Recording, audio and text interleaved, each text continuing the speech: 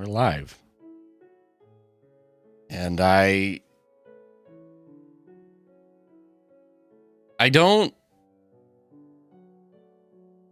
just don't think I can do this as a video. And I have not looked into much at all. I have seen snippets. I've heard some reactions. And lots of just... I'm going to be finding stuff out right here and now. But apparently, Phil Spencer, a.k.a. Uncle Phil, head of Xbox for many years, is apparently not only retiring as of, now, he's leaving Monday. If I need to look into this, but that's what I'm hearing. Phil Spencer, the head of the Microsoft gaming division, is leaving Monday.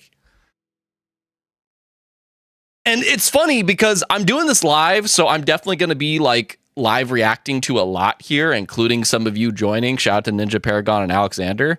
And right away, I see Alexander going hallelujah. And Alex, I will hear you out, but saying hallelujah is you saying, I'm so excited for Xbox to die. Hallelujah. Xbox is dead now. Thank God. Because Phil Spencer is the only thing that was keeping Xbox literally on the table for Microsoft. So let me look into this first really quick, okay? So and this is just very spontaneous live stream that we're doing, and a lot of people, it's funny how I found this out. I was doing my workout and I was excited to come back to my computer and continue actually a West Side Otaku video I was working on before I do some errands. And then Kelvin from the Gaming Duo sends me a text and he's like, get on the internet right now. And here I am, Kelvin. But I see here in our patron Discord, shout out to you guys. Thank you very much. Oh, excuse me. Thank you very much for everything you do. Johan left a link here to IGN. So let's look at this link and see what's up. Also, I don't like how you guys are. I need this. Let's do this one instead. Yeah. No, actually that doesn't work as well. All right, I want to bring you guys over here. This is better. Delete that. I can't believe this. I was working out and I just saw the tagline and I'm like, I just need to take a shower. And so on and so forth. Can I just copy and paste this over, man? Thank you. That's what I wanted. Okay, there we go. There we go. That's what I wanted. Okay. I want you guys to be a part of this too. We are a collective community. It's not about me. I very much want your voice involved. Okay, here we go. Okay, so at IGN, Phil Spencer retiring, Sarah Bond out. Again, I'm live reacting to this as we speak. So thank you for watching. I would love to see your thoughts as we go. Bear with me for a moment as I literally find this out right here and now. Phil Spencer retiring, Sarah Bond out. Matt Booty promoted as Microsoft AI.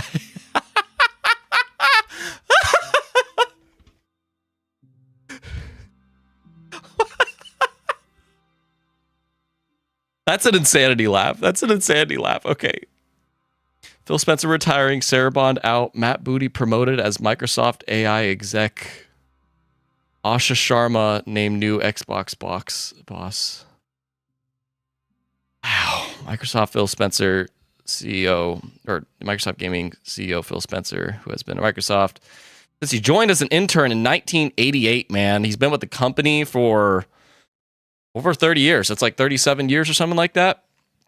And with Xbox, since the software giant launched its first console, is retiring. Sources familiar with the matter who are not authorized to speak publicly confirmed IGN. Spencer's retirement is effective on Monday. On freaking Monday. That's crazy. On Monday? Meanwhile, Xbox president, like, just to take that into perspective, a while ago, we heard Jim Ryan, who was like former head of PlayStation, you know, like the CEO of PlayStation Gaming, whatever, Sony Interactive Entertainment. He announced his retirement months in advance. Months! And we're finding this out literally the business day before. Like, you could say a couple days. No, we're finding out the business day before. That's crazy. There's no way in hell that this was like planned. There's no way this was planned if you're announcing it the day before it's happening. Holy shit. No, it wasn't planned. Absolutely not. Meanwhile, Xbox President Sarah Bond, long thought by many both inside and outside of Microsoft to be Spencer's heir, true, has resigned. That's crazy, dude. That's crazy. The new CEO of Microsoft Gaming will be Asha Sharma, currently the president of Microsoft's core AI product. Holy shit. Holy shit. This is actually really crazy. There's so many things you guys are saying that I want to react to. Like, I think Alexander and I are going to definitely have a lot of disagreements, which is fair. C2, yeah, it's a firing, not a retiring. Hands down, I agree with that, C2. I don't know who Dutton is. I think you said Destin Paragon. Can confirm since last year. Like, it's probably been, like, slowly being prepared, but, like, before the next console generation launches. And Sarah Bond leaving. That's the weird part. Sarah Bond leaving, that's weird. That's really weird. They literally are shifting out all three of the execs, all three of them. That's like you are straight up resetting. Holy crap.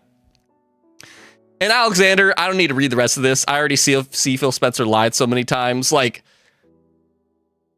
I could say last year my favorite color was yellow, and this year it's red. I lied last year because plans changed or my preferences changed. Things change, unfortunately, man. That's just how business goes. The intent at the time, it was truth, but could things have shifted or higher ups told them to do things differently? Absolutely. If you're denying that as a possibility, then that's kind of the Sith way of an absolute. I'm not saying I'm right.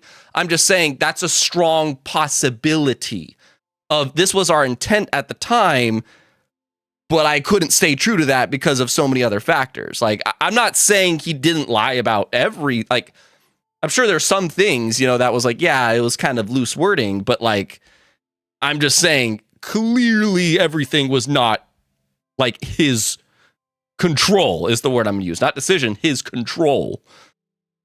The new CEO of Microsoft Gaming will be Asha Sharma, currently the president of Microsoft's core AI product. Finally, Xbox Game Studios head Matt Booty is being promoted to Chief Content Officer and will work closely with Sharma. Okay, so Matt's not entirely gone. Matt Booty is being promoted to Chief Content Officer. Chief Content Officer.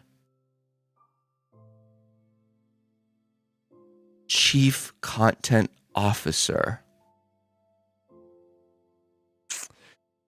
This to me seems like the person that was in charge, like Matt Booty. It's funny, he's basically getting promoted to a Microsoft position. That's the really scary part about this, is that Sarah, Phil, and Matt, they were like the trifecta heads of Xbox. But now we have Asha Sharma, who is the new CEO of Microsoft Gaming, who was formerly the president of Microsoft's core AI product, and Matt Booty, who used to be the head of Xbox Game Studios. is being promoted to chief content officer. This just sounds like we are shifting this back to Microsoft Gaming. We are shifting this back to Microsoft Gaming instead of Xbox.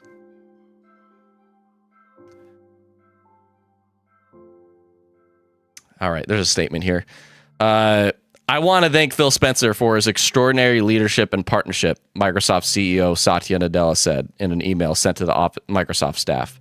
Over 38 years at Microsoft, to which, hey, you know, like, really quick, there's a lot about this that's concerning, but shout out to anybody that, like, got to work at a company for so many years, you know, because that's when you really can retire. Like, worked at a company for many years. He started as an intern and worked his way up to being a CEO. That's pretty crazy. Yeah, over 38 years at Microsoft, including 12 years leading gaming. Wow, has it been? Yeah, 2014 he was promoted. Wow, it has been 12 years. Phil helped transform what we do and how we do it. Full emails from Nadella, Spencer, Sharma, and Booty are below. Spencer, in his email to the Microsoft staff, said in part, last fall, I shared with Satya that I was, last fall, if this is true, okay. Last fall, I shared with Satya that I was thinking about stepping back and starting the next chapter of my life. From that moment, we aligned on approaching this transition with intention. Okay, I spoke too soon, okay. Ensuring, again, if this is not, like, there's a chance that this could be like, let's prepare something for PR. But from that moment, we aligned on approaching this transition with intention, ensuring stability and strengthening the foundation we've built. Xbox has always been more than a business. It's a vibrant community of players, creators, and teams who care deeply about what we build and how we build it, and deserves a thoughtful, deliberate plan for the road ahead. A plan that Phil's not in control of anymore. The AI executive is. Look at the pinned rocket. I don't know what you mean by that. Today marks an exciting new chapter for Microsoft Gaming as Asha Sharma steps into the role of CEO, and I want to be the first to welcome her to this. Dude, it's crazy. Asha Sharma. I need to have a thing ready to look into this person because I want to look into her. Steps in the role of CEO, and I want to be the first to welcome her to this incredible team. Working with her over the past several months has given me tremendous confidence. Okay. They've been working together over the past couple months. That's good. I like that. You know, this wasn't just a, get out. Because that's the problem. That's a big thing that would have bugged me, is if it was just like all of a sudden, bye-bye. So I severely hope this is all true, but you never know. But I'm going to say optimistically this is true. She brings genuine curiosity, clarity, and deep commitment to understanding players, creators, and decisions that shape our future. We know this is an important moment for our fans, partners, and team, and we're committing to getting it right. I'll remain in an advisory role through the summer to support a smooth handoff. Oh, okay. An advisory role through the summer. So he's not just totally bailing, he's not, that doesn't mean he's in charge. It's like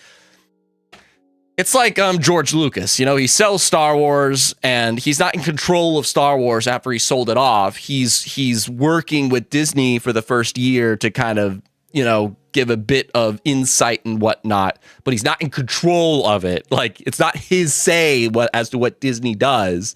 That's essentially what Phil's moving towards. Through the summer to support a smooth handoff, man. So look at how young this lady is. I mean, granted, when Phil became CEO, he looked pretty much that young too. This is her, Asha Sharma, and Chief Content Officer Matt Booty. No, Rocket, he can retire, man. Like, he was at a company for 38 years. I believe he is in his, I think he's literally retirement age. He's done. I don't know. I guess I'll stop for a second to yell at you guys. C2, I somewhat agree with Alexander. I think they should have fired Phil like 6 years ago, but firing him now is the death of Xbox. Yeah, I don't really have a comment off of that, but I understand the idea. Ninja, the Xbox case is going to be interesting, man. What do you mean the Xbox case? Creature, that does seem to add up. Rocket, what happened? Looked at the pinned yeah, that's what C2 was saying earlier. Got it. Okay, thanks, C2. Yeah, I did pin it for anybody that wants to know what's going on. And I'm finding out live as this stream is happening. Paragon, Thung was even for a year before, and I was Destin's. So Phil's saying the conversations happen in fall, not a year, but who knows? Monkey Pan, positive PR sounds like so false. Like the unfortunate thing, Monkey, is that we'll just never know. We'll never know what the truth is. You and me or everybody else, we can assume whatever we want, but I will never assume that my assumptions are correct. I just will have basis to what is my opinion. But you can have an absolute if you want to. Legendary, but we don't even know her. It's weird. Well, I mean, well, okay, that's true. That's a good point, is that Phil Spencer, when he became CEO, he was what Matt Booty is kind of right now. He was the head of Xbox Games or Microsoft Game Studios, essentially. And he got promoted to become like just the CEO of Xbox. So that's true. I don't know. Like, I need to look into Asha Sharma, but like, I don't know if knowing the person would have helped a lot, because in reality, who would we know? Like, they would never hire somebody outside of Microsoft. Like, they will promote. They've always promoted from within. That's what happened with Phil. That's what happened with the previous couple CEOs. It's always from within. So Matt Booty or Sarah Bond was the logical next step. Xbox should hire you. Like, no, I would have no idea how, like, what goes on behind the scenes. And I literally, if you pay attention to Phil Spencer the past 2 years, that man has physically, like he has aged. He looked super, like, just fat and healthy back in, I would say, like 2023 and earlier. But 2024 onwards, his teeth, his skin, his weight, it just all started to like shrivel very swiftly. And I truly, again, this is not fact. This is just speculation. I truly think that the man was getting so stressed out because everybody that's saying they should have fired him years ago, I think Phil is like the only reason Xbox like really was making a comeback. Like, I would say in 2020, like that's around the time 2020, 2023, things were starting to really look up. And that was because of all the moves that Phil did the 5 years before that, between making sure backwards compatibility was a big thing, between adding a lot more studios internally, between adding Xbox Game Pass to bring more people into the ecosystem, between introducing the Play Anywhere program where people buy again. Like, he kept doing all these things, getting cloud gaming going. Like, everything Phil did was to help make the Xbox gaming platform more and more enticing and making more and more games and thinking about the players. And also to make money. Sure, I'm not saying like, oh, it was all charity. No, it's a business. But like, if Phil was gone, Xbox would have been done by now. Like, they would have closed that division. It would have been done. Anyway, Alexander, also the quality of the games that were allowed to come out under his regime were abysmal. I have a video for you, Alexander. That one I can say I could definitely have actually proven false. Of like the 29 games that they released up to 2024, there was only 4 or 5 of those games that got a like fair or under overall review score. The other like 24 out of the 29 had like strong / mighty ratings on OpenCritic. So critically, that is incorrect. But mainstream appeal, that's different. Mainstream appeal, that's super different. There hasn't been like a Game of the Year contender or a mass cultural event like that. That's definitely true. Halo Kev, not sure if you read the part where she said she won't cater to AI slop, but she's head of AI. Yeah, let's keep reading this actually. For Alexander and I going back and forth, which I'm happy to do as long as like we don't call each other names or nothing. I like if I disagree, I want to just state my reasonings is all, because I don't want to say you're wrong. I just want to explain where I'm coming from and the research I've found. Anyway, Sharma is former VP of Product and Engineering at Meta and former Instacart. Okay. Oh God, they're saying the history. Okay, hang on. In Legendary, yeah, I think Sarah Bond resignation, I think, was unplanned, so they got her instead. Sarah Bond's so weird, man. It seemed like they were molding Sarah Bond. Anyway, Sharma's a former VP of Product and Engineering at Meta. That's where she was. And former Instacart COO, who is also a board member of the Home Depot. She joined Microsoft 2 years ago, maybe not even. In her email to Microsoft staff, she wrote in part, "My first job is simple. Understand what makes this work and protect it." And I know a lot of people are going to hear this. They're going to hear this and they're going to think it's PR talk, and it probably is, but let's just hear her out. "My first job is simple. Understand what makes this work and protect it. That starts with 3 commitments. First, great games. Everything begins here. We must have great games beloved by players before we do anything." That's definitely a Phil Spencer statement. Unfortunately, characters and stories, unforgettable characters, stories that make us feel, innovative gameplay, and creative excellence. We will empower our studios, invest in iconic franchises, that sounds good to hear, and back bold new ideas. I want to see you live up to that promise. Empower our studios, invest in iconic franchises, and back bold new ideas. Yeah. Those are sweet words, but let's see if you can live up to the promise of that, man. Those are bold words, but they're just words for now. We will take risks. Also bold words. I don't believe that. These are bold words. I don't believe you, though.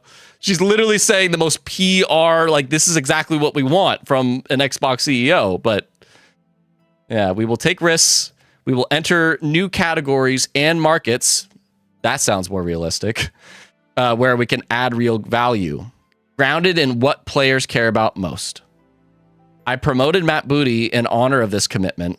He understands the craft and the challenges of building great games, has led teams that deliver award-winning work, and has earned the trust of game developers across the industry. That first promise is a good promise. But again, words for now. Like I hope that's the goal. I hope that is truly, if these are her 3 like goals / promises, I truly hope that first one is truly what comes first. But we have to wait and see. Second, the return of Xbox. We will recommit to our core Xbox. Recommit. This feels like This feels like I can't even say it. I'm laughing so hard. By the way, when I laugh, like sometimes my laughter, yes, sometimes it's when I find something funny. It's also when I'm like going insane. And it's this category right now. But this sounds like, okay, Copilot. Okay, Copilot. Find out what everybody in the Xbox ecosystem cares about the most. And make sure those are my 3 pillars. Because so far, this is like too perfect. It's like, cool, this is great if you're doing this, but are you really? The second promise is the return of Xbox. We will recommit. Recommit is a really interesting word because that is literally the biggest problem with Xbox lately. We will recommit to our core Xbox fans and players, those who have invested with us for the past 25 years, and to the developers who build the expansive universes and experiences that are embraced by players across the world. We will celebrate our roots with a renewed commitment to Xbox, starting with console, which has shaped who we are. It connects us to the players and fans who invest in Xbox and to the developers who build ambitious experiences for it. Okay. That one's a little bit vague, like I feel like the game promise had a bit more specificity. This one seems a bit more vague. Hey Siri. Legendary Hey Siri. And what's the third promise? Oh, gaming now lives across devices, not within the limits of any single piece of hardware. As we expand across PC, mobile, and cloud, Xbox should feel seamless, instant, and worthy of communities we serve. We will break down barriers so developers can build once and reach players everywhere without compromise. The third promise, future of play. We are witnessing the reinvention of play. This is already scaring me. To meet the moment, we will invent new business models and new ways to play by leaning into what we already have. Iconic teams, characters, and the worlds that people love. But we will not treat those worlds as static IP to milk and monetize.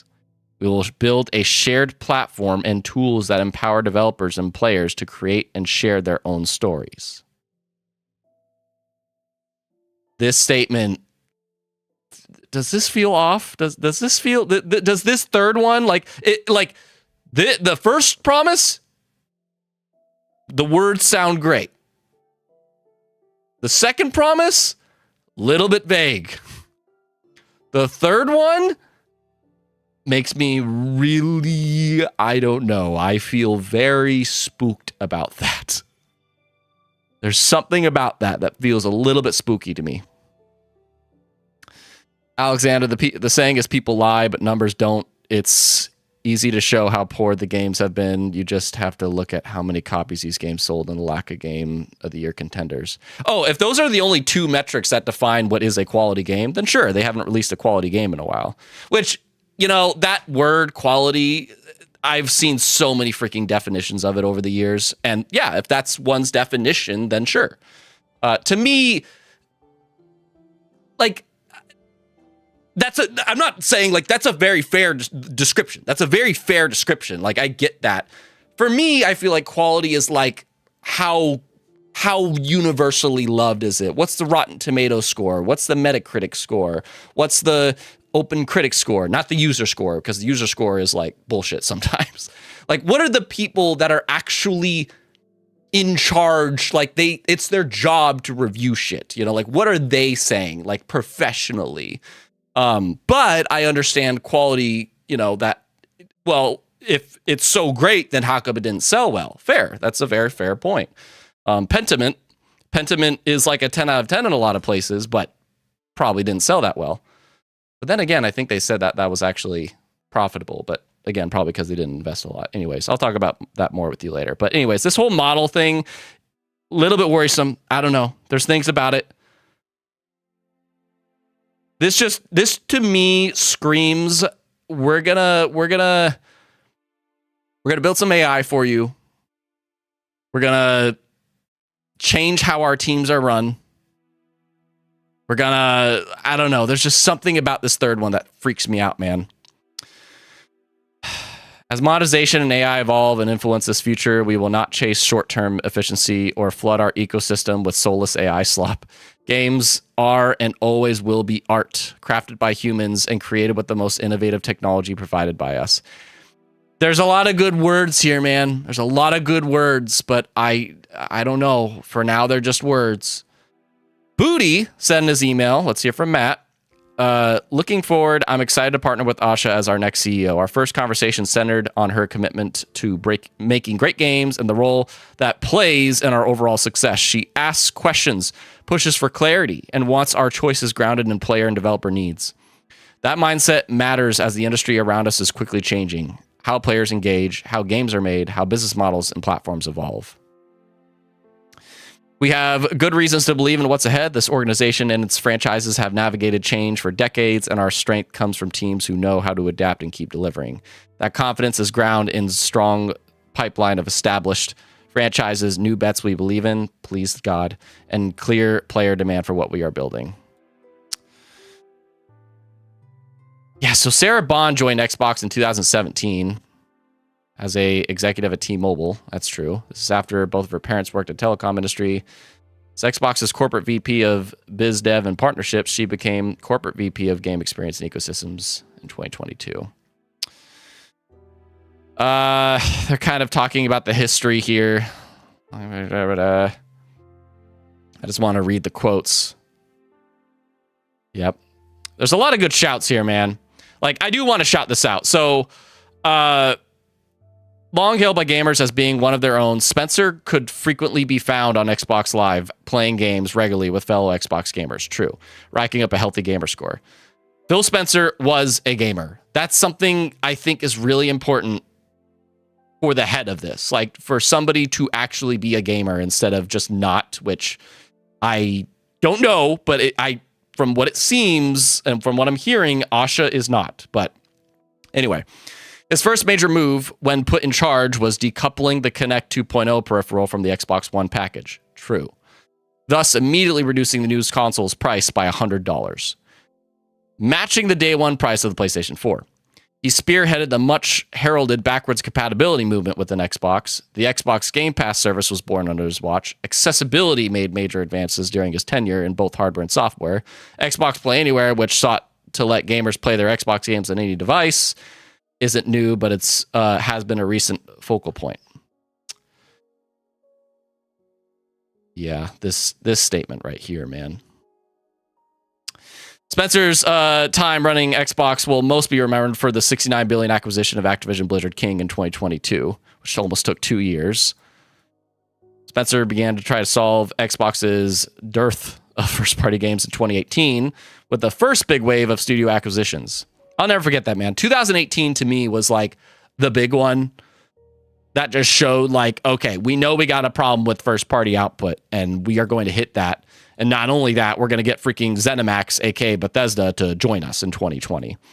The deal that gave Xbox total ownership of Bethesda and Fallout, yeah, blah, blah, blah, blah. Their listing is very noticeable achievements here. Questions arose from there about whether or not that all meant Xbox's new studios would produce games exclusively for Xbox or consoles. While some games were kept off PlayStations temporarily, many weren't, and now most of them seem to come to PS5, if not day one. I don't know, man. There's a statement from Satya here, but let me just skim this Microsoft because I just want to talk to you guys about this. Today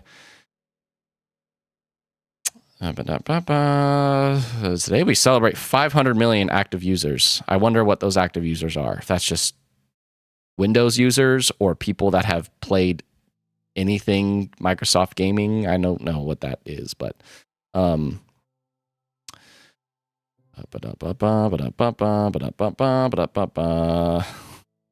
reporting to me, Asha Sharma will become Executive Vice President and CEO of Microsoft Gaming. Reporting to me, Satya Nadella. I'm the one in charge completely, and this new head will do my bidding.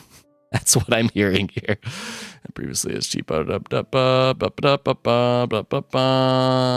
just skimming this. Matt Booty will report to Asha, who reports to me.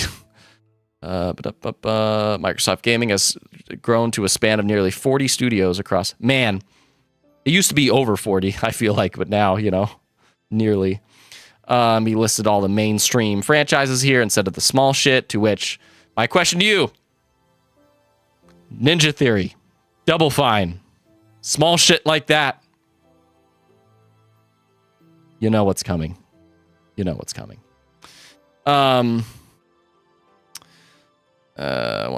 want to thank Phil for his extraordinary leadership and partnership over 38 years at Xbox, including 12 leading gaming, blah, blah, blah. We talked about that.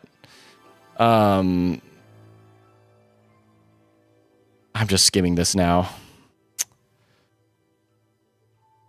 Oh, man.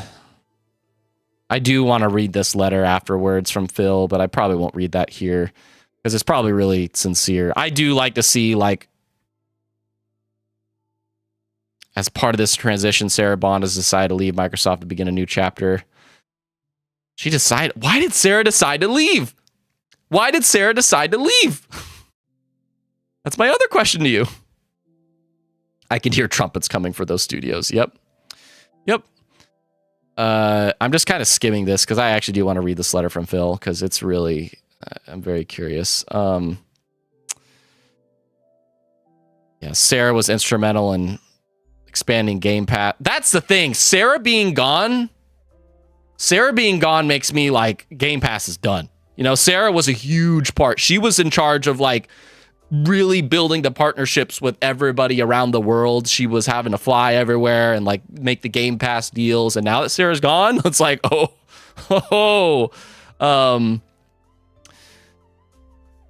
anyways, I do want to read this statement from Phil, but I did see straight up on Twitter, Phil Spencer tweeting here, from here on, I'll keep doing what's always mattered so much to me, cheering on the teams, pushing this industry forward, and playing alongside this incredible community. I'll see you online. God, man. Oh, there's Major Nelson. This was, I think this was at XO. Yep, XO 19. Yep. Wow, man. Wow. I don't know, man. I don't know.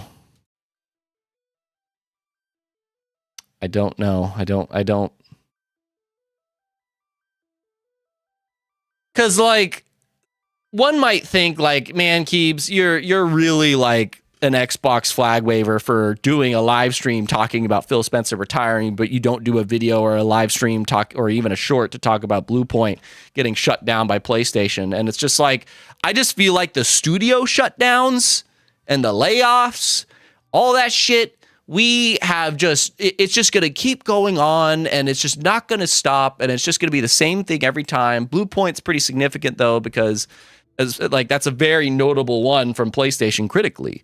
But like this is a figure that really was bringing Xbox, like was doing his best to try to bring Xbox back from the brink of destruction. And I would argue he did.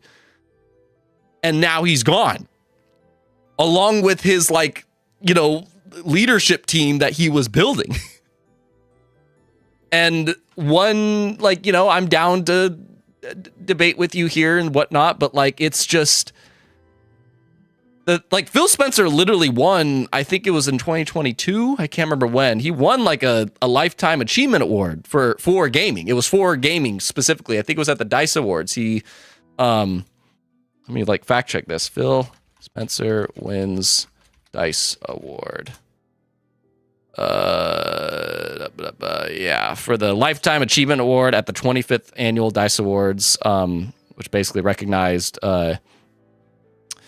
it was basically like, yeah, like freaking with the likes of people, I don't remember this guy from Nintendo or whatever, like Phil Spencer was doing good shit for the gaming industry. Like, as much as people want to say no, he was. He brought Xbox back from literally about to be a completely dead brand. And he was a gamer that was in charge. Like, as much as people might not like some of the things that, you know, he was doing for Microsoft, at the end of the day, that's the thing. Microsoft were still the ones in control. At least we had, in the words of Black Widow, one of us on the wheel, one of us on the steering wheel. And now he's not.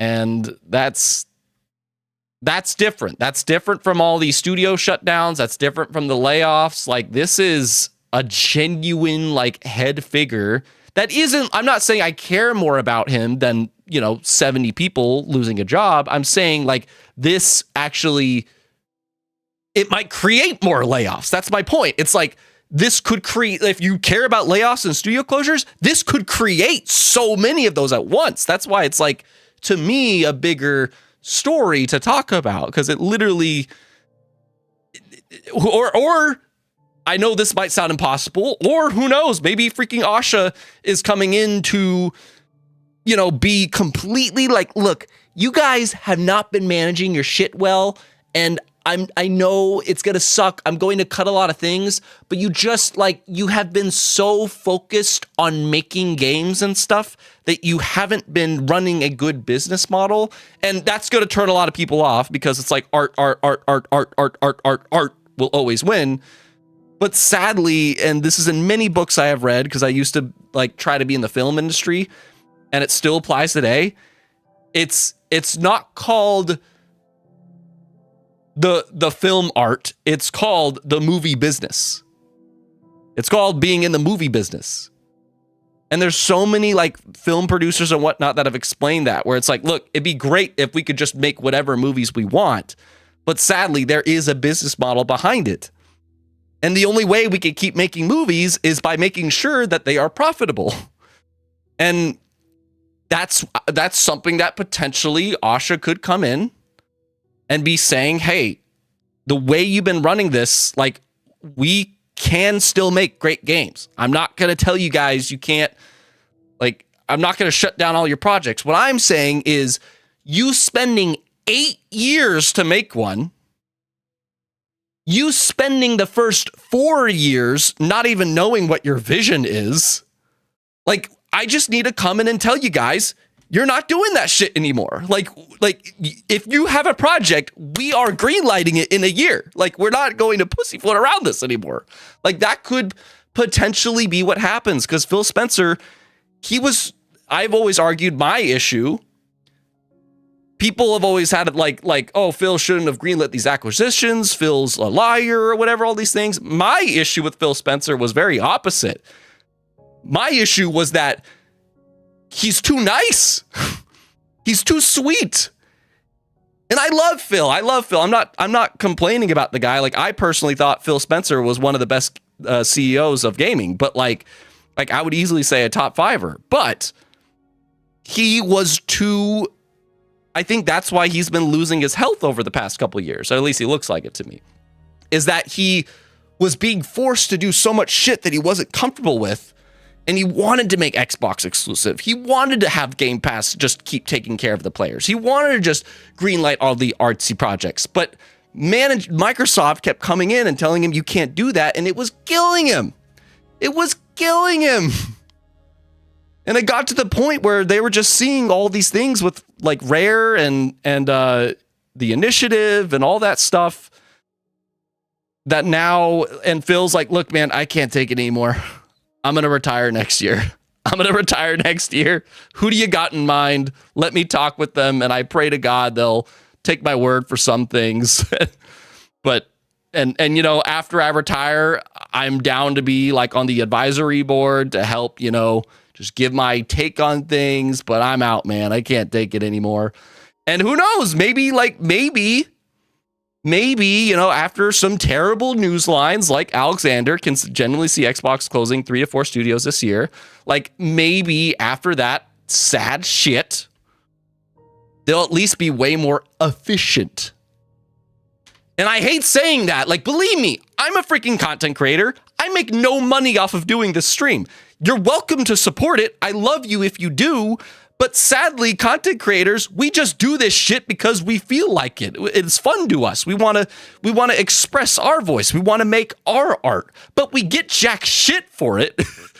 Because sadly, like, that's what art a lot of the times is. You just don't get paid for it unless you really hit a home run and just become a cultural phenomena.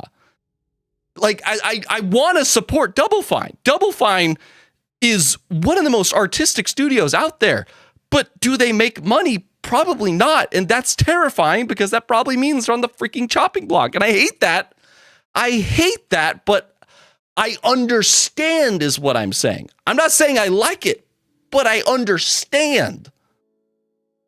I'm not trying to knock down anybody that wants to be an artist or anything. I was there. I still am there. I want my freaking art to be my job. But unfortunately, the world doesn't run like that. I don't mean to be a Debbie Downer, but it's just, it sucks. It really sucks. And maybe, just maybe, Asha here will put things in line. You know, I'm hoping Asha can, like, make things right. And there's going to be a lot of bad news headlines. I'm at least setting myself expectations for that. But I'm hoping that she at least has some efficiency alongside just Phil Spencer's advisory and Matt Booty's, like, you know, knowledge of the game studios. I'm gonna shut up. I've been rambling. I want to see what you guys think now.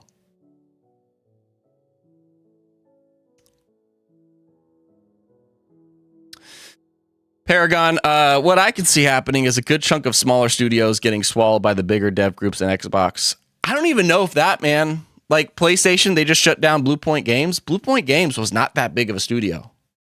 They were not that big of a studio. They were like, I think 70 people. They were not much. And I don't know. I feel like I would be shocked if like AI doesn't become a more mandatory thing. And not to bring in more controversial debates, but that's one to have too, is the use of AI and everything. But I feel like they just shut those studios down entirely and just keep the teams that are making money. Alexander, oh wait, I read that already. Both Sony and Microsoft may close more studios. Oh, Captain Crunch, I guarantee you. And not just the two of them. Like it'll be EA, it'll be Ubisoft, it'll be everybody. It's not gonna be like. And I put this on my community tab. Like I the whole Blue Point thing, I do hope that it opens people's eyes. Like I don't like it. I feel like just because of all the moves Xbox does to be in the limelight, people just notice stuff that Xbox does a lot more. And I'm really hoping this whole Blue Point thing really opens people's eyes to pay attention to stuff PlayStation does too, because they sometimes are just as guilty. Just as every other publisher. We should treat all of them with equal judgment. But C2, I thought Double Fine was getting closed before this happened. Jimmy, people are doom and gloom. I'm optimistic based off Phil, Asha, and Matt's statements. Jimmy, I love that, man. Jimmy, I appreciate you sharing that, dude. Like, I really do. I don't want you to feel like you're alone or a minority or anything like that. Unfortunately, fear and doubt is the loudest opinions on the internet. And I admit, like, I'll share your sentiment a bit, Jimmy. I feel you. I admittedly, those statements were really good. They were really good. But I just for now, I'm treating them like words. That's all. I'm just treating them like words. We need to wait and see if, and I don't want to just instantly say they are lies. I don't want to just instantly assume it's pure PR and just trying to make people feel good talk. I want to give the benefit of the doubt that there could be truth to it. And if there is truth to those statements, there was some good stuff in there. Well, I appreciate the optimism, Jimmy. I get it. Legendary, agreed. He's the only one who would make an interview after company mistakes and apologize. None of the others would do that. Nobody would ever do that. Like, yeah, he is too nice. Yeah, Phil Spencer going on Kinda Funny after like freaking Redfall and just publicly addressing all these things and like these rumors are coming out, so let's do a business meeting. Like, Phil was in the limelight way too much. Here's my question. This is actually a genuine question. Do you want to see this new CEO, Asha, and Matt, like, appear in Xbox showcases like usual? Because that's something Xbox, I feel like, did a lot more than, say, PlayStation, Nintendo. They would put their executives on the stage so much more. And I don't know why they did that. I guess it gave the company a face, but it's like, you know, like, I'm very curious how you feel about that. Like, do you feel you want to see these two just enter the stage a lot? I almost just want it to be Matt. Like, if they put a face on the stages, then have Asha handle interviews and whatnot. But have Matt just, or even don't have Matt. Have a new, like, have somebody that isn't Matt. Have somebody that is, I think his name is Craig Duncan. I don't remember his name. The actual, like, new Xbox Game Studios person. Just have him be the freaking face. You know, have these two in the background. I don't know. How do you feel about that? Alex, no, keep them in the office, have the studio heads show up. Oh, Alex, that's a great idea too. I agree. That's a great idea too. For the showcase, that's tricky though. Cause you need like an Xbox person to like, if you're gonna have anybody to present. Like, yeah, I'd love to see the developers present their own games, but that's kind of like what the developer direct is for. But the showcase, they don't usually do that. So I wonder, maybe just don't have anybody. Just don't have anybody. just do trailer after trailer after trailer. Anyway, Captain Crunch. Authentic hype is the true currency and aspiration. Everything else likely flops without it. Sure. Ninja, why I decided to pursue trade with my art as an artist on the side, unfortunately. Yeah, Ninja, I hear you. Alexander, Ninja Theory, Compulsion, Double Fine, and Undead Labs are the ones that are seriously in danger. Yeah. I don't think if Undead, I'm telling you, if we do not see Undead Labs, if we do not see State of Decay 3 at this summer showcase, if we even get a summer showcase, we have to get a summer showcase. That'll come together in April. If we do not see State of Decay 3 at this summer showcase, that project is canned. And that studio might be canned too. I will say that. Like, if we don't hear about it, we'll probably hear about it before the showcase. But I'm just saying, if we don't see it at the showcase, that'll be why. Because it took too long. Ninja Mini, man, any hope I had of getting into the industry is so dead, lol. See, and that's the...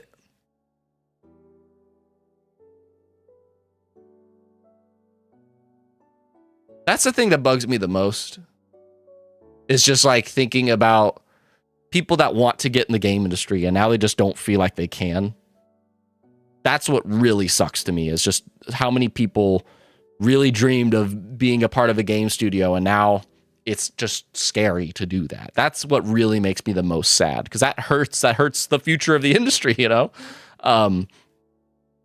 And as I kind of outlined in my post this morning about Blue Point, that's kind of the thing I'd love to talk about more if I did a video or anything like that, is just like the effects that COVID had and the state of, upcoming developers and like just kind of the big picture talk of the hypotheticals. And it's like Ninja there, like any hopes I had of getting in this industry is so dead. Like, I'm sure there's a lot of people that had that dream and now they're just like staying the frick away from it. And that sucks. That's to me the part about this.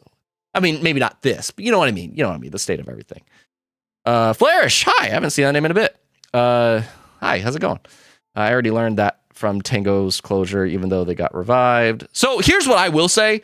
I really wish that to me, the best way that like studio closures can be handled is freaking Toys for Bob. Toys for Bob was a super good way, because Toys for Bob was like, they were with Activision. Activision got acquired by Microsoft, and then they, you would think that they're going to get closed, but then they worked out some kind of deal, and it's like, hey, we'll spin you off. You could become independent again, but your first game you have to make for us. Cool.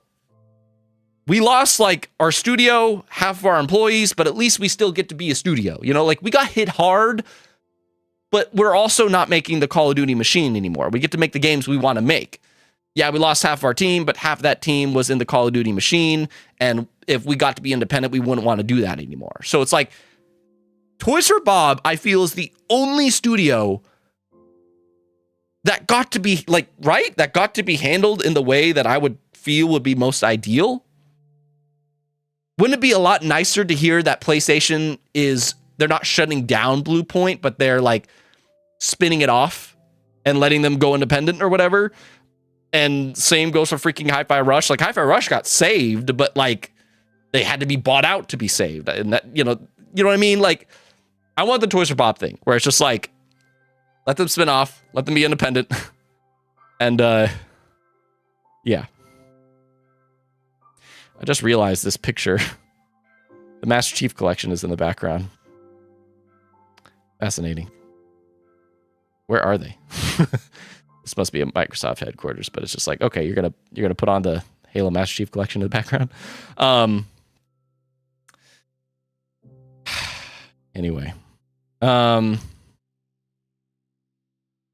Captain Crunch. I like the new boss's email. Sounds like a plan. Like Captain, I'm telling you, like those emails were crafted by Copilot. Now, okay, I just want to say, I think that's fine if it was. I'm fine if they were.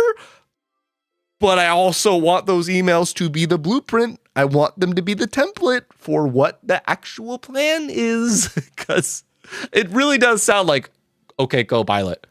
Tell me exactly what would be the best statement when I become CEO that the fans will like. Rocket, I don't feel like getting high off copium this time. Monkey, I feel like the Xbox Directs are gone. I hope not, man. Those developer directs, they're the most beautiful thing at Xbox. But I will say, I kind of hope that they stop going to partners. Just focus on your in-house studios. Flourish, if you want a main guy to show off the games, have Booty show up and have studio heads talk about their games. Yeah, I'm down for that. I do think Craig Duncan, though, I might be messing up. I don't know if his name is Craig Duncan, but I think he would be a great person to just be like, yeah, let's talk about the games.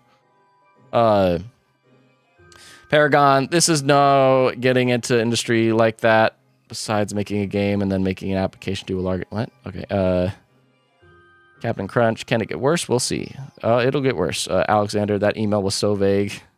It was made to calm people down and try to get people to like Asha. Like, yeah. I just hope there's truth to it, man. I just hope there's truth to it and it's not just entirely made up. But anyway. Yeah.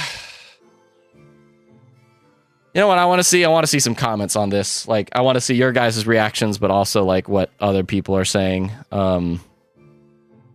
Oh, there's a picture of the two of them. Interesting.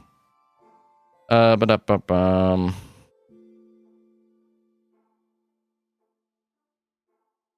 he just literally reposted her statement.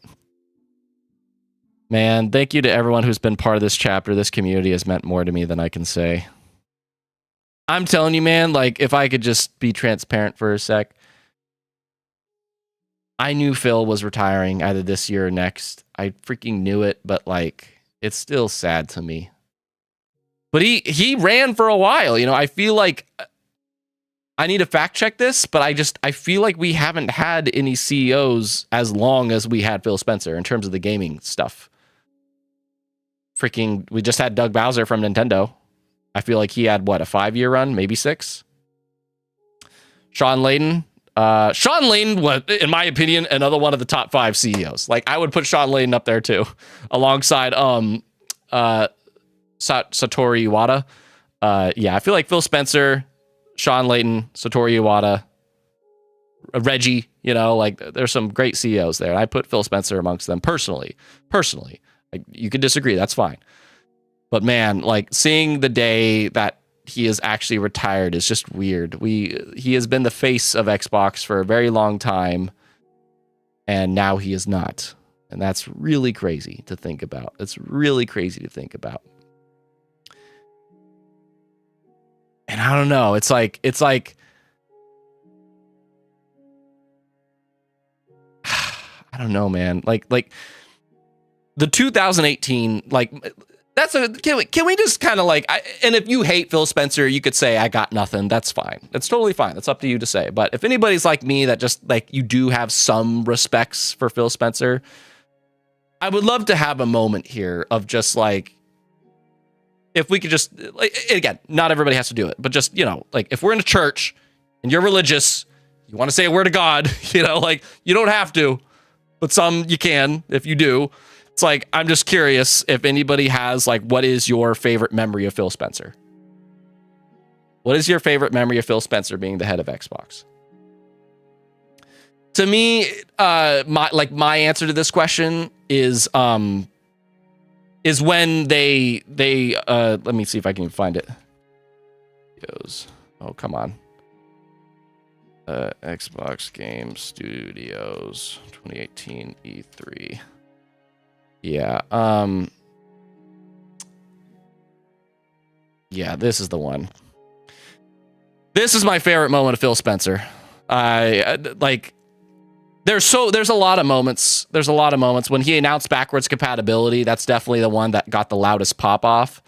But when he came onto stage to be like, guys, we know our big problem is having in-house studios. So we literally like we got these 5 that we know you guys like, that we've worked with before. and we're going to have them make games for Xbox. That to me was like my favorite moment personally. I was really excited to see that and to finally see freaking Xbox start to actually become a studio. Like instead of just Microsoft Studios, they actually had a bunch of studios under their belt. And like right here, you see that they only had like 6 or whatever, and one of them is freaking Minecraft.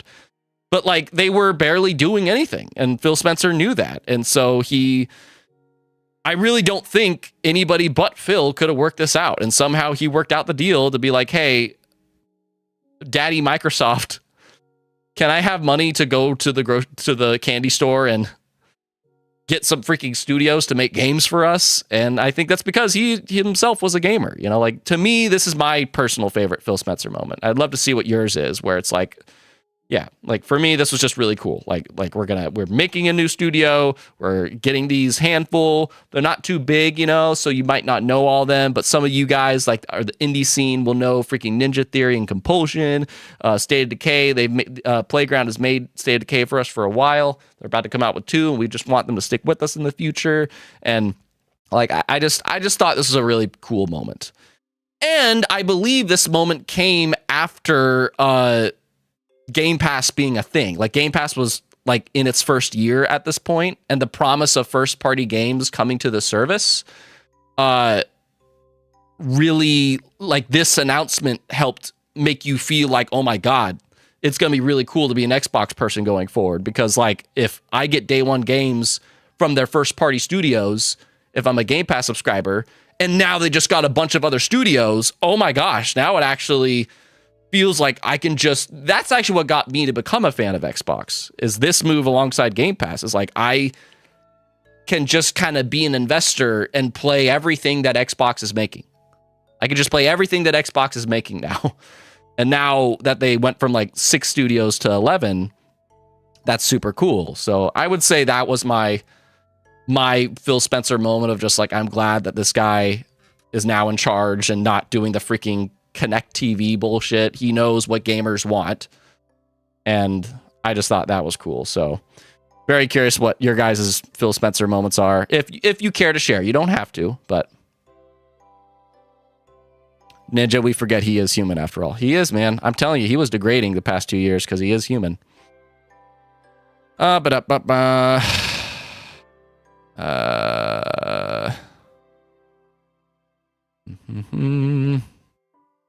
Yeah, Monkey, Reggie, Sean, and Phil, the big 3 are all gone. That was my favorite like moment of, I think, the Game Awards ever, was seeing like those 3 guys walk out on stage. That's my favorite Game Awards moment ever.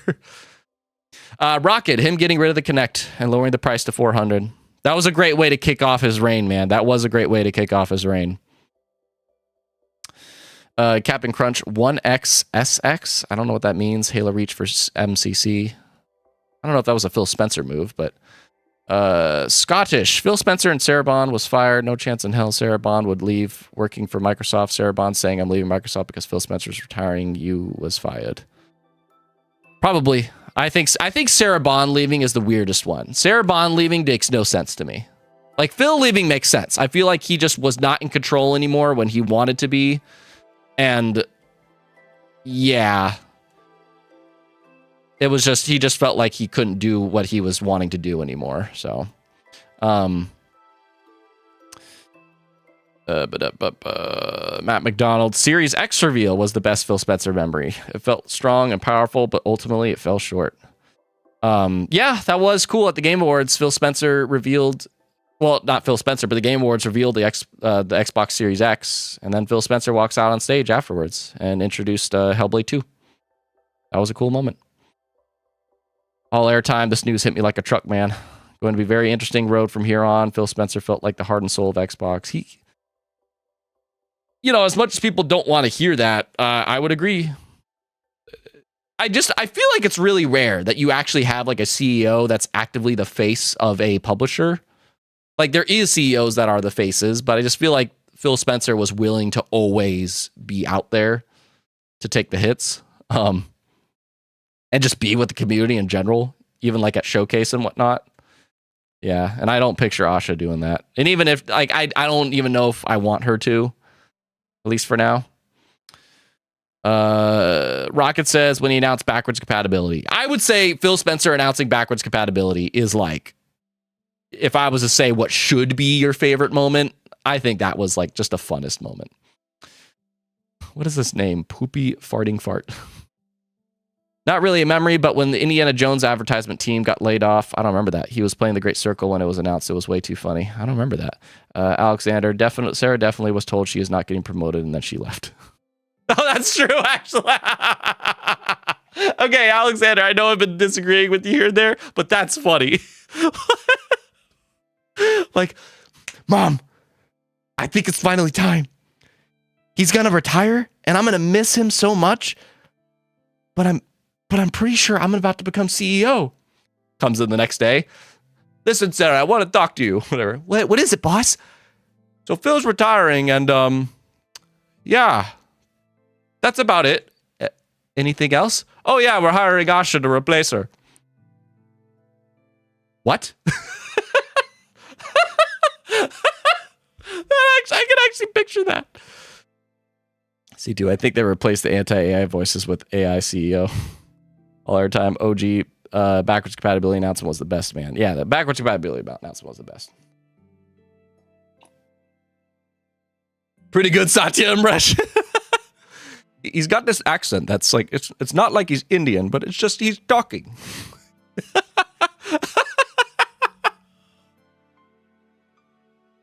We're excited to publish our games to PlayStation. Oh, shit. Okay, I should... Wait. Phil Spencer, we're going to... I can't do it anymore. I can't do it. Okay. Anyway, yeah.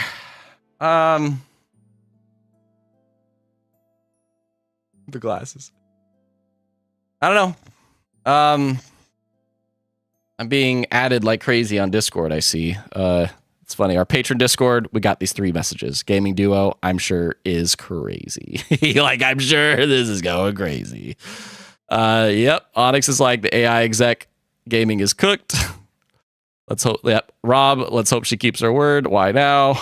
Xbox. Yeah. So can we talk about this? Rob brings up Xbox has an insane year lineup. Like, yeah, so, it's... I mean, he says why now, but it's just because Phil Spencer, you know, supposedly, if everything's true, supposedly, like, approached during the fall and, you know, essentially gave like a 3 months notice. And that's what the past 3 or 4 months have been, just a transition. So, like, that's the answer as to why now. But, like, it's true for this to happen in the 25th anniversary year. Like, it really sucks that we... I guess I want your opinion about the timing of it. Like, what do you think about the timing of this? Because, like, this is the 25th anniversary year of Xbox, and it's looking to be the year the 4 Horsemen release, you know? And it's just, it's kind of weird to, it's February to announce this, you know? And I just think it's weird that we couldn't, like, get a heads up. Why did they just announce it the day before, essentially? Why are they just shadow dropping the retirement of the CEO for the past 12 years? Freaking Doug Bowser, that didn't happen. Jim Ryan, that didn't happen. Why are we just getting a shadow drop of his retirement? I'd love to see your guys' takes on that. All airtime should have said it last year. Yeah, I agree. We should have had time to, you know, congratulate or take it in or whatever. C2, what parts of Xbox do you think Phil was protecting? The game development. No question, the game development. I think he was doing his best to, and this is why I'm saying, like, I think he was too hands off and, like, nice about it.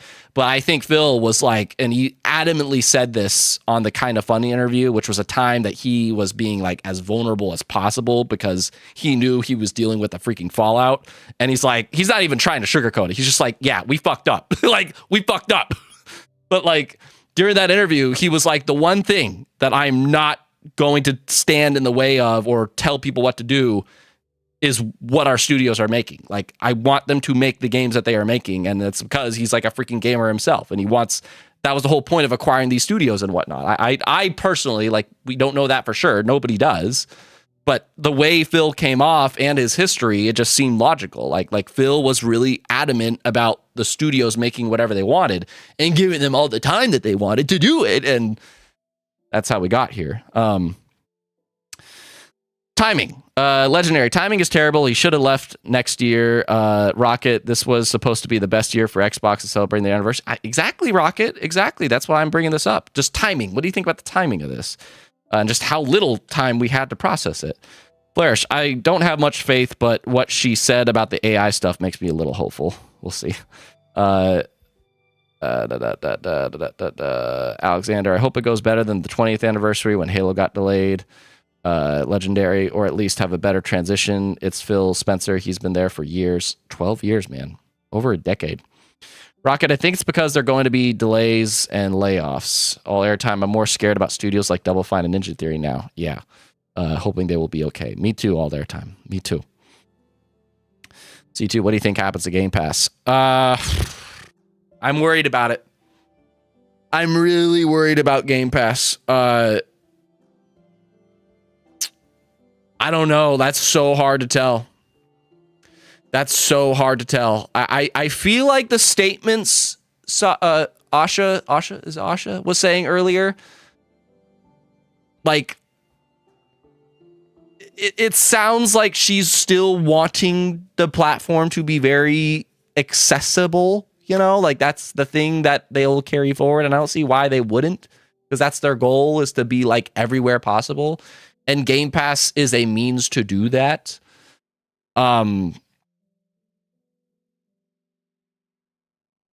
I don't know. Like, I really, I have no idea what happens because we haven't seen much direction under her yet. You know, like I need to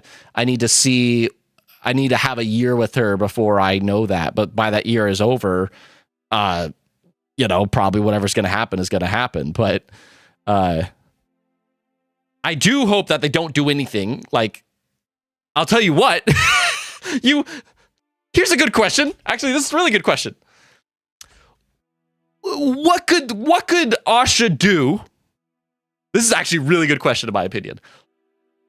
What could Asha do to instantly get people optimistic? What could she instantly do to make people optimistic? That's a really good question. Like if I was asked that question, I would love to see like how everybody was instantly like Phil Spencer, you know, everybody was kind of like, oh, maybe Phil Spencer will be good. When he got rid of the Kinect from the Xbox One. That was like his first thing that everybody was like, oh, this guy knows what we want, you know? And, you know, eventually backwards compatibility and the studios and whatnot. Like, if she introduced, speaking of Game Pass, if she was like, hey, going forward, we want as many people in our ecosystems as possible. And I saw the feedback, but they didn't act on it. Going forward, Game Pass will have, you know, multiple tiers or a customizable thing where you can now get core. You can get core, premium, ultimate. But there's these versions where it's like, we're not going to force all these like Fortnite, Ubisoft, EA things on you, and you could get our day ones for 20. But if you want that ultra deluxe tier, there's that. We're going to give you the version of Game Pass that you can afford and you want most, and how to afford it. Like, customize that. Number two, somehow, this would be crazy. I don't see how she could pull this off. I feel like that's a realistic one. Like, that's a realistic one you could do to get like the fans in your favor and make Game Pass either more affordable or more manageable or something. I see Alexander cut Game Pass price immediately and the Xbox console's price in half. That'll never happen. But like something realistic, like the console prices, that would be a great move if she could bring them back to the original prices. I don't see her being able to, but if she could bring the console prices back to their original prices, that would be quite a crazy move. As Rocket mentioned, yeah.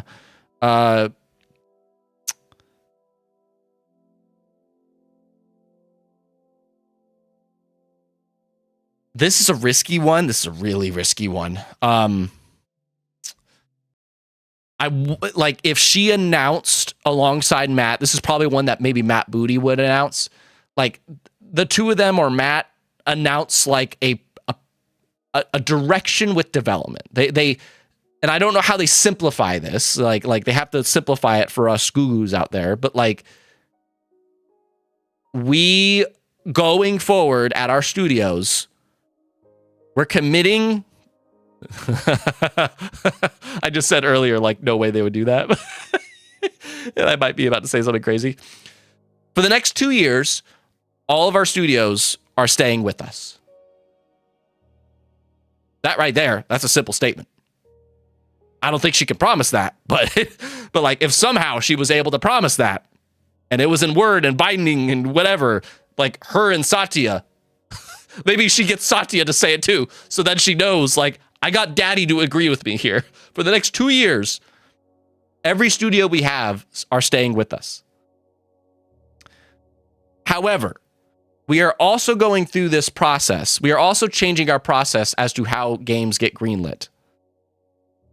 This is to prevent overly long development times and so on and so forth. Like some kind of statement that says our studios are safe and we are going to be, and this is going to scare people, you know, we're going to be making sure projects don't take 6 years. You know, like we're going to be making sure we don't release buggy games. Like something about that like we're not going to let another Everwild happen. You know, like we want to announce our games because they are going to for a fact happen. And when we announce a game, we know what the dev cycle is going to be for it or something like that. I'm trying to think of like, you know, like some kind of statement that's like, we're rearranging the formula. We're changing how we're doing games and we're being much more careful about the green lights, which is going to scare people. Like people are going to hear that and go like, that means they're going to stop a lot of games from being developed that the developers want to do. And they're going to force AI to be a part of the production process to make the development faster.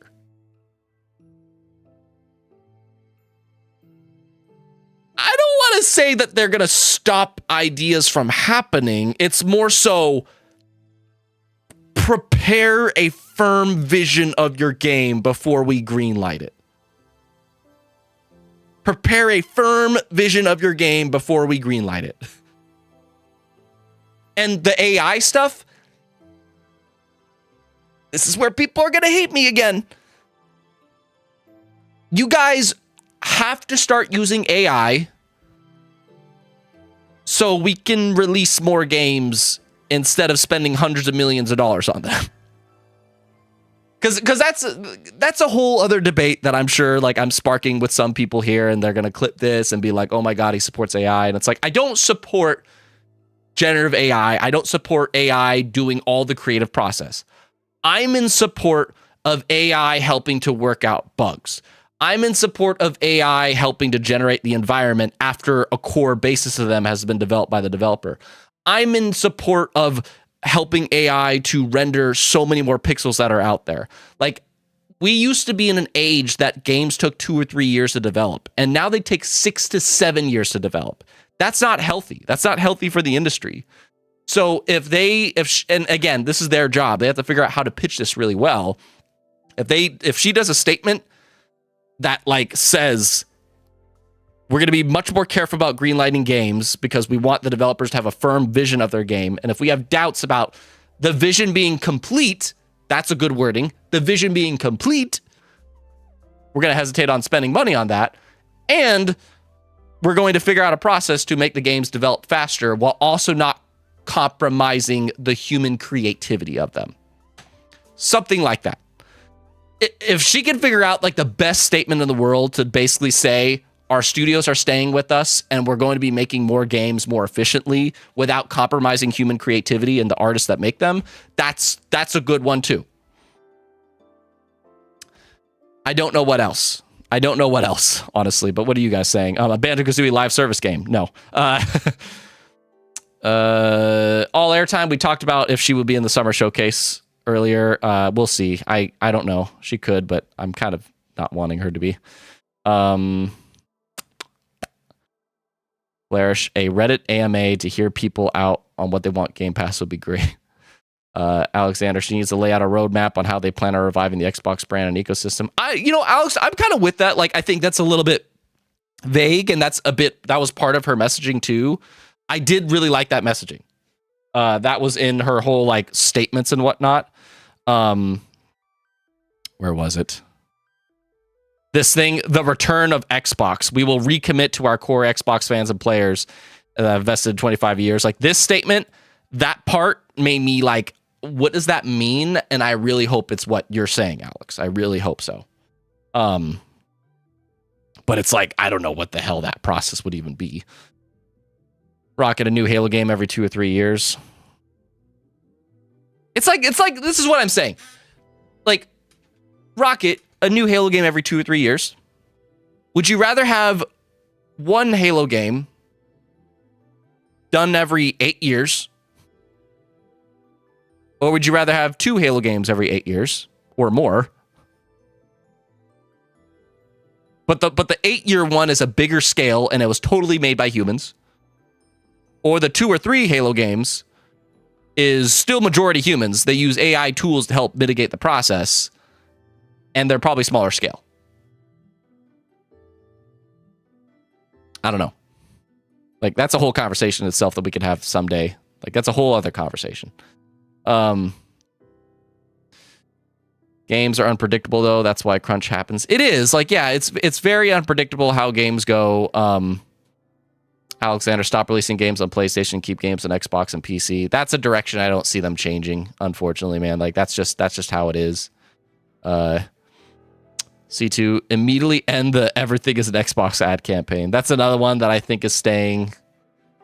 I admit, like, if you want to get the gamers' favor, then that would be kind of cool. If she's just like, hey, if she gave the actual clarity, if she actually gave the definitive statements I have always wanted Phil to say, where maybe they don't end it. Maybe they do have the whole, like, everything is an Xbox situation. And she even said that in her statement. She said something like, we don't want our software attached to just one piece of hardware. But it would be cool if she was just like, so our games are going to be multi-platform, but definitively they will only reach other platforms after 1 year of exclusivity. That's it. That's all you have to do. That's all you have to do. Just tell people, there's going to be a year of exclusivity. Done deal.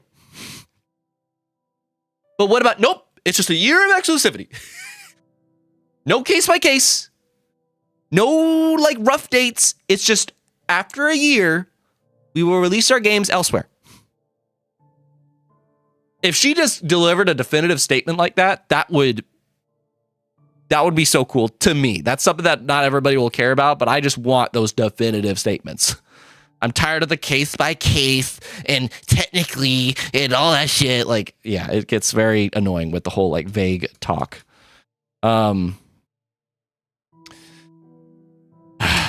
My voice is getting winded, man.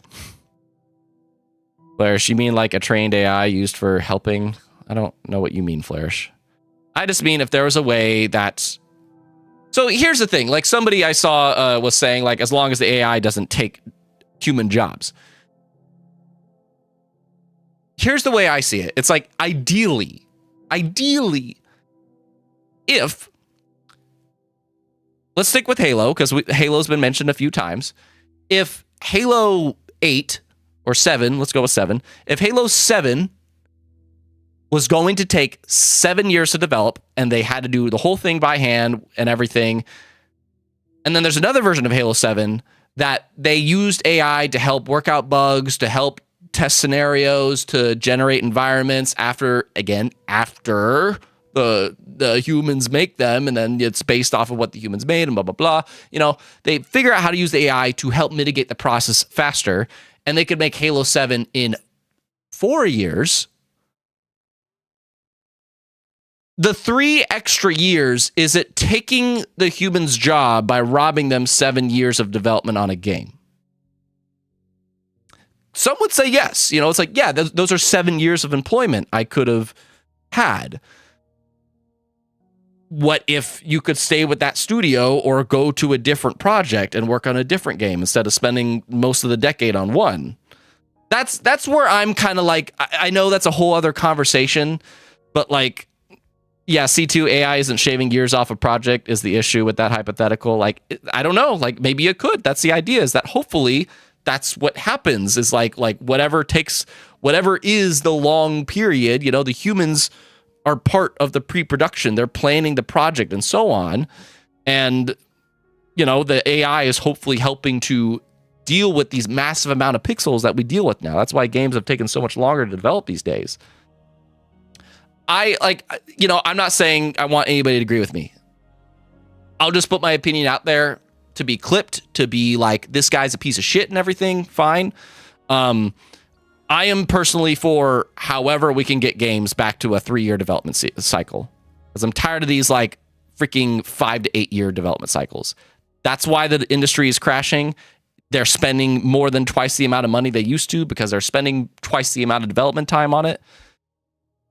These studios get closed like Blue Point before they can even release a game because of how long these games take, and then that project gets canned, and then they have to spend another 5 years on a game. The publisher doesn't have faith in that, so they shut them down. Whatever it takes to make game development shorter, that's what'll keep developers in the industry, possibly. As much as, like, I know people will disagree with that, and you have every right to do so. But anyway. Jason, hi. When are you gonna look at the schedule, man? Work it out with me, buddy. Miss you.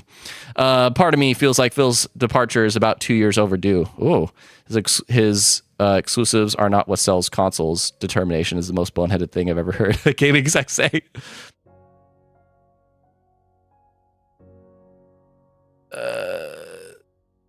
Jason, I've talked about this on the channel a few times, but I just basically disagree.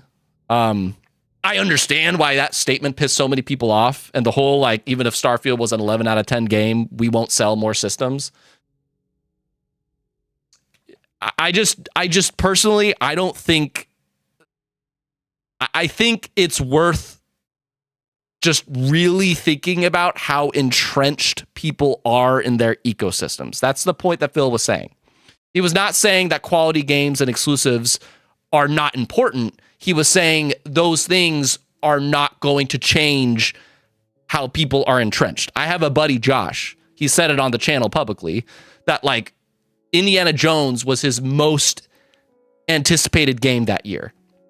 And when he found out it was coming to PlayStation 6 months later, he was like, I'm going to wait for PlayStation. Like, I have Game Pass, but I'm going to wait to buy it on PlayStation because that's where I want to play the game.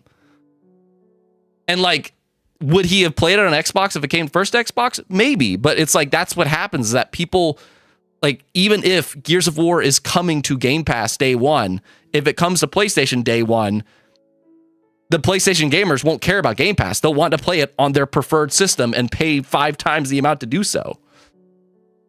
That's what he was getting at. Is it's just like the PlayStation 4 and the Xbox One was the worst era to lose because that's when people formed their digital libraries, and there's nothing you could do about that. Like, people won't shift after they've formed that huge digital library. That was the point he was making. Like, I'm getting why people were mad at that statement, but I always try to emphasize what he was saying there. That's all. Just what he was saying was that's not what's going to shift people over to us. It'll shift some, but it's not going to, like, change everything. Jason, but the other part of me feels like his absence is a very bad omen. It is, man. It's going to be weird. It's going to be really weird. And I really hope this CEO does some stuff in the first year to really, like, get people's favor. Alexander, Xbox needs to show people that they actually want to be competitive again instead of telling everyone you don't need an Xbox to play our games. Yeah, unfortunately, that's probably not going to happen. Jason, and the appointment of their head of AI as the gaming CEO. Oof, not good. Yep, we'll see. Flourish, I like the one AI that plays the games for you, aka, but mainly to check out what bugs there are, etc., etc. Yeah, Flourish, just using them to like troubleshoot like crazy, and I don't know. Alexander, Sony literally proves this point about games sell consoles with their games on PS4. I mean, but that's what I mean. Like that is correct. That is a correct statement, but entrenchment is also a correct statement. I had a PlayStation 5 and an Xbox Series X when Elden Ring came out. But I got it for my Xbox Series X because that's where I play games. People are going to buy the games for the system that they prefer to play on, whether they're exclusive or not. And that's just something that happens. Now, the exclusives definitely help steer people to a system because they just start like earning trophies or achievements or PS Plus or Game Pass or whatever. But yeah, this day and age, it's unfortunately just, it's like, it's a risk that can be done, but as a business person, you don't want to do it because, and as much as I wish we could just cheer for art, we could just say we don't need AI and can make games in 3 years, as much as I want to say like just all these things that are happy-go-lucky, business be business. And that's I'm not saying I like that. I'm not saying I'm like a defender of it or anything. I'm just saying I get it. That's all. I get it. And if you take that risk and make everything exclusive and everything sells like a quarter of what it would have if you didn't go exclusive, that's how the publisher gets shut down. That's how the studios get closed. It's you know, could it change things? Sure. But is it worth the risk? I would say no. Because otherwise, that's how shit gets shut down if that becomes a huge failure. I'm just seeing more statements about the past 20 years and how modern stuff, yeah. If I see stuff about PlayStation, Nintendo, again, it's just like, this statement would have mattered 7 years ago. But unfortunately now, it's just like people are entrenched where they are. C2, Don Matrick lost my entire friend group to PlayStation and failed to win any of us back. Yeah. And you never went back. That's the thing. It's like, oh, we got more studios. Oh, we're making some games that are well reviewed. Oh, we got Game Pass. These are all good things. But you didn't shift back. That's what I'm getting at. Matt McDonald, how CEO earns fans. Elder Scrolls 6, Xbox only, not even PC. Which the game will sell. I don't know. I'm reiterating this too much. I get the points. I do. I'm not trying to like discredit anybody. And finally, George, Phil will be missed. He was a good guy, but I'm an optimist and I wish the new CEO well.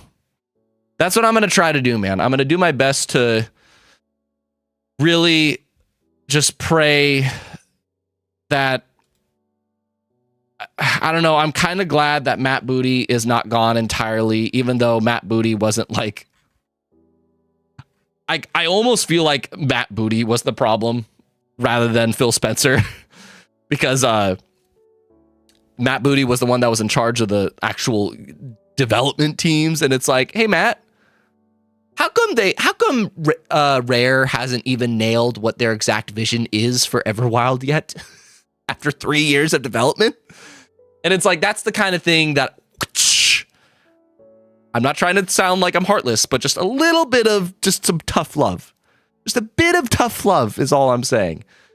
And I hope that Asha can somehow do that. That's what I said earlier, Sean Layton. I said Sean Layton is like one of the best gaming CEOs we've ever had. He was the president of PlayStation during the PlayStation 4 era. And Sean Layton, he said it in many interviews in his time at PlayStation when teams like pitched projects and stuff, he would ask them, you know, like, what's the scale of this and vision and blah, blah, blah. And if there seemed like there was too much that was going to stop this game from being released in the next 3 to 5 years, we got to cut content. We just have to cut content.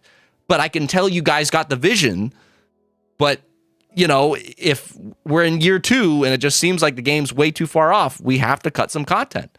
And that's what he did. He had the tough love that it's just like, listen, I want your thing to be a thing, but I also can't spend infinite amounts of money on you. That's something I hope that Matt Booty and Asha kind of can do, is just like be more involved, stop expanding, and just give some very fair, tough love. That's all I'm saying. Dan is just Dan. That's a name I haven't seen in a long time. C2, why do you think Booty is the last one standing? They needed somebody on the content team. Matt Booty was the one that was most involved with the game studios there. If you got rid of him too, then that's gonna like just basically be like complete. I don't even know who would take over. Craig Duncan, like Craig Duncan just became head of Xbox Game Studios. Like, yeah, I think Booty was, he's like the last thing that is about the games. Like if you got rid of Booty, then you literally have no connection to the games whatsoever. I don't even know who you would promote. Tim Schafer? Oh my God, imagine if Tim Schafer.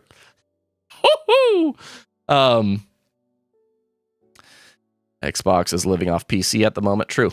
Paragon. PC is second only to mobile. Xbox and PlayStation barely bring enough at the moment. Yeah, that's true.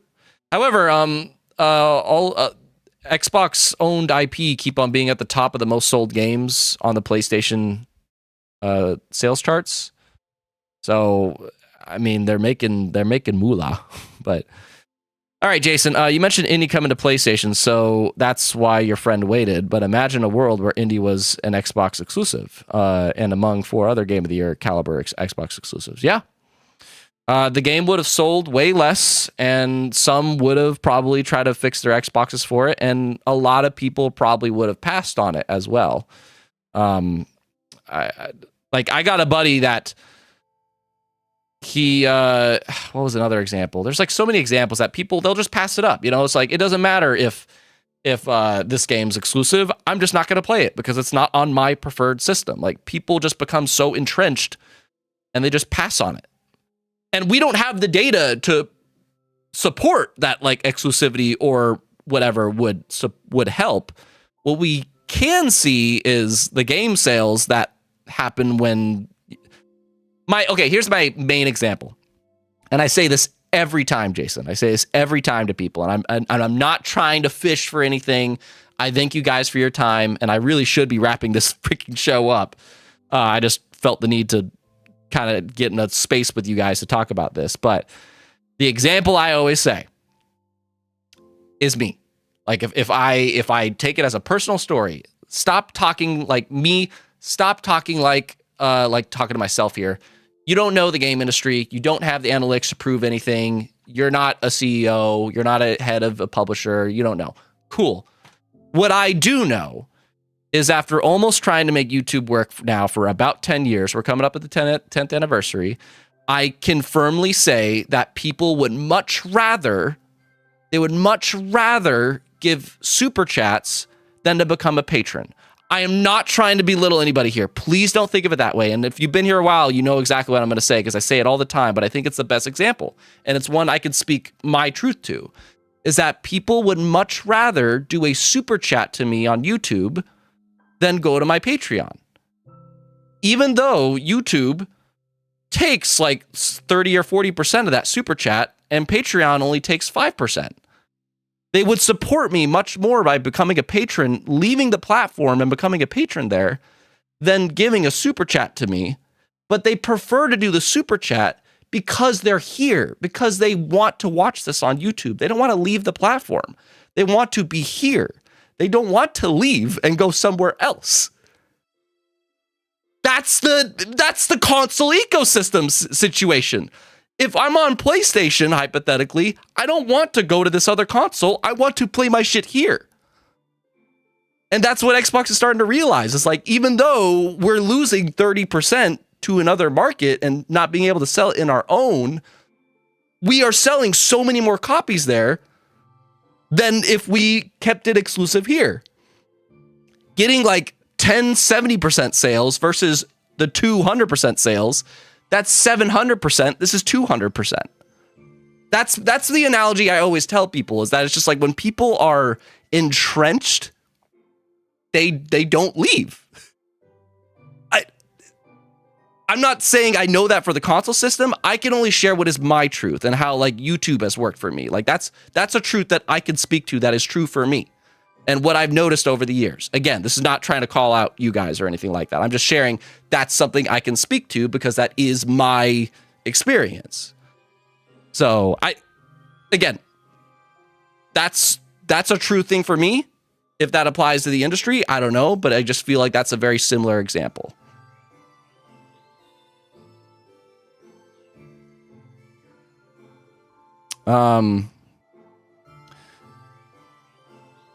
It's just Dan. It's just Dan. I love that name. I had no confidence in Matt Booty either. He couldn't even manage 5 studios during the Xbox One era. Was he even charged at that point? I don't remember. Progressively got worse as Microsoft bought more studios. Yeah, I agree, Dan. Like, I get why they needed to keep Matt, but at the same time, it's like,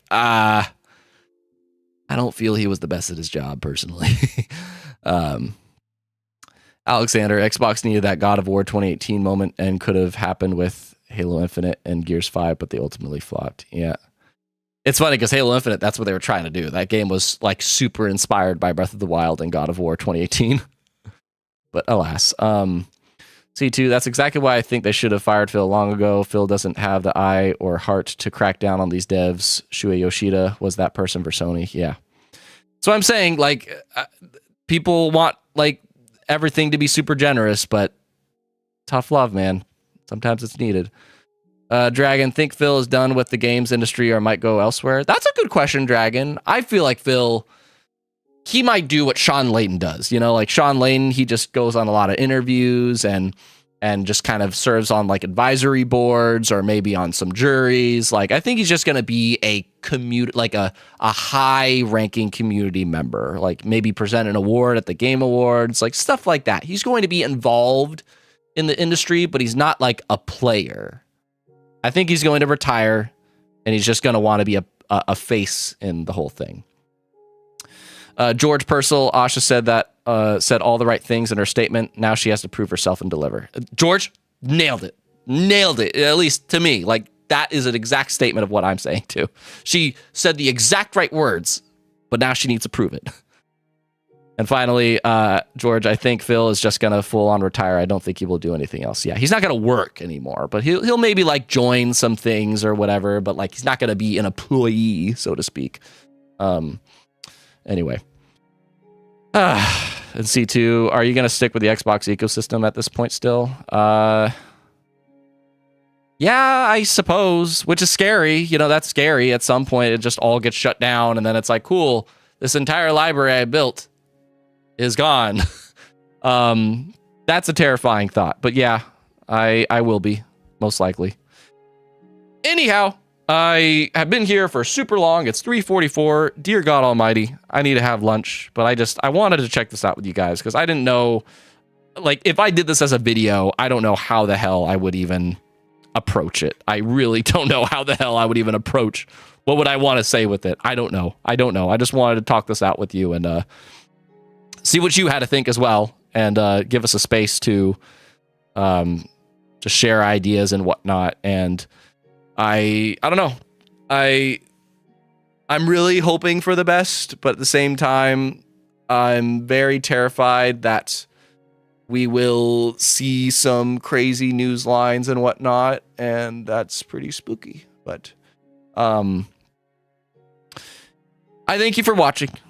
I really do. I really appreciate all the time that you invested in this stream. If you've been here for a long time, thank you very much. If, as usual, if you feel like supporting, you do not have to, but you are welcome to become a patron, even at the lowest tier.